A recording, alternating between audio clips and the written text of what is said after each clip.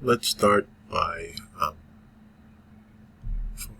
getting the Lorentz factor, and the Lorentz factor is given by the square root of 1 minus v squared over c squared. And for v equals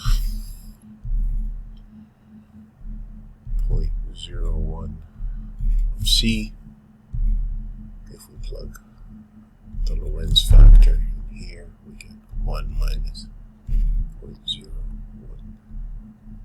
squared, which will give us about 1. And for v equals 0.9 c, if we follow the same thing, we get a value for the Lorentz factor of 2.29. And lastly, for v equals 0.99, we get the Lorentz factor of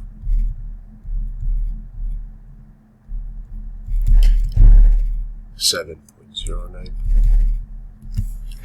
And now the momentum P is given by the Lorentz factor, mass times velocity. So if we call this V1, V2, V3, then P1 will equal 1, which is the Lorentz factor for V1, times the rest mass for the electron, which is 9.11 times 10 to the negative 31 kilograms, times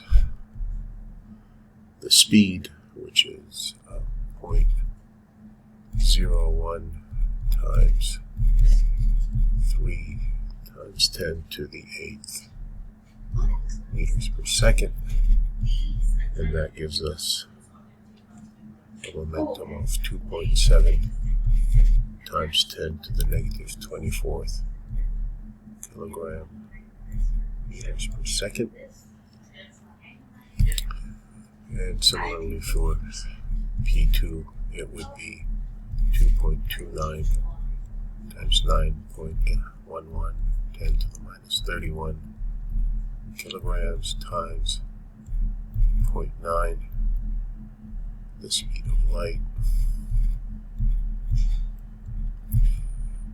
which equals 5.6 times 10 to the negative 22 kilogram meters per second.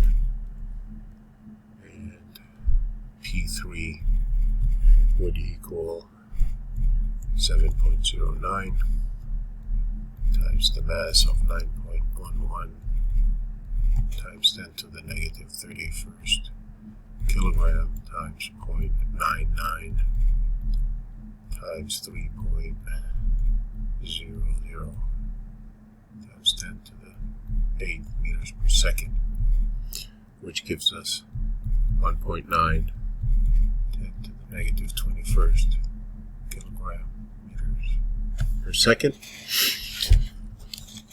And now we can say that the force, which is the absolute value of the charge times the electric field,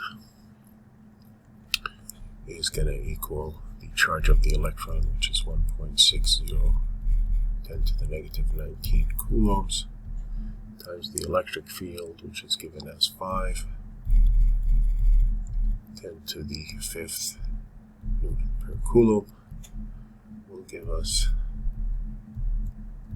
8 times 10 to the negative 14 newtons. And if we have the force, then the acceleration is going to be the force divided by the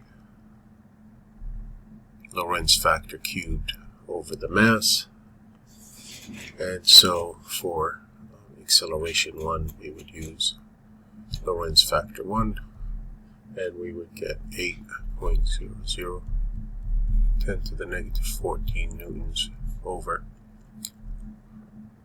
The first Lorentz factor was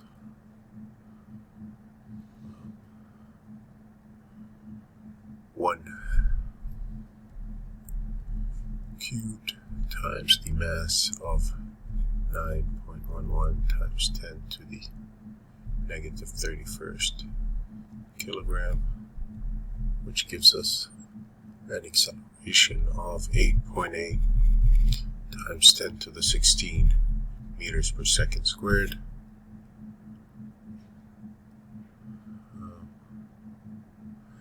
The accelerations at the other two higher speeds are smaller than the non-relativistic value. And if we use the same equation as here, we get that A2 is 7.3 times 10 to the 15th meters per second squared. That's using 2.29, and then A3, if we use the 7.09, we get an acceleration of 1.2 times 10 to the 14, sorry. 2.5, sorry. Made a mistake. This should be 2.5 times 10 to the 14th meters per second squared. So as the speed gets higher, the acceleration gets less. And now for part B, we're finding the corresponding accelerations if an F force is perpendicular. So again, we have A equals F over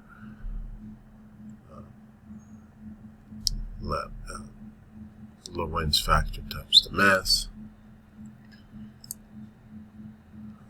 So A1 would equal 8.00 times 10 to the negative 14th Newton. For the first one, we still get 1.00, and then times 9.11, 10 to the negative 31st kilogram, which is 8.8 again, times 10 to the 16th meters per second squared.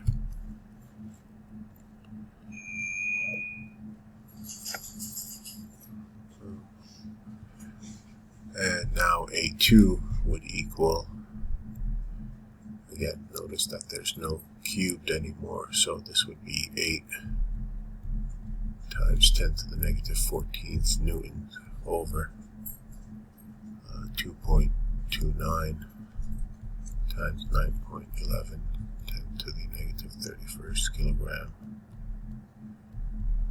which equals 3.8 times 10 to the 16 meters per second squared. And following the same steps, A3 would be 1.2 times 10 to the 16th meters per second squared. And if we look at these accelerations, we find that there's a factor of gamma squared, or the Lorentz factor squared, is the difference between them, other than the first one.